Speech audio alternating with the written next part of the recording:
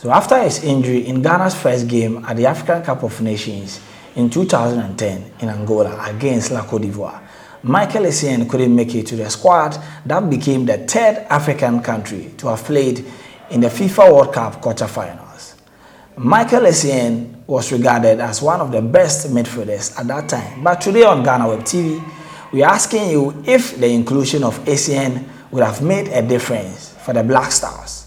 Join us today and tell us your opinion on this particular topic. But first of all, let's listen to the people who have been speaking to Ghana Web. I don't believe Michael Essien would have made the Black Stars any better. Michael Essien is a midfield enforcer, a defensive midfielder who had gathered experience from Europe, from Chelsea and the likes, but looking at how we followed the One Goal project, I don't think he would have made us better.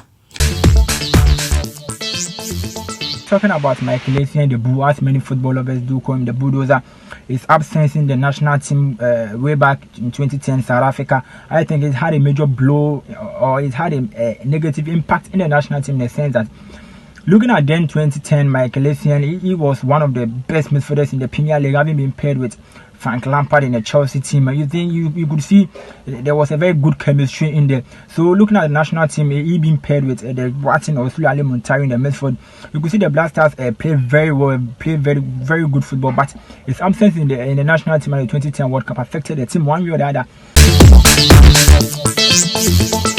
As of the time we were going to the World Cup in South Africa, we still had those experienced guys that we were relying on. So the likes of Stephen Appiah, John Mensah, the good old Olele Kingston was still in post, Asamoah was still up front, and all those experienced guys. Even though Essien would have also added up to the experience these players had at that time. But mind you, Milovan also made a very good decision of bringing in those young guys who had won the World Cup in Egypt a year before. That is Andrew Ayew, Ajiman Bedu, Samuel Nkum, and then all those young guys. So they also contributed a lot, and I wouldn't say that Michael Essien would have helped Ghana progress past the quarterfinal stage where we reached. It was just luck that leaded us on that very day, because we performed very well, and everyone who watched that game realized Ghana did so well. Michael Essien would have been crucial to Ghana's success in the 2010 World Cup, because this was a squad that when things were tough between Uruguay, we needed that experienced player like Michael Essien in the midfield to be able to help our wingers move forward and relay the ball to Asamoah Gyan, to give us the goals. But it was rather unfortunate that we didn't have Michael Essien in our midfield, and that really cost us in a game like Ghana versus Uruguay. So I think that Michael Essien would have helped Ghana succeed.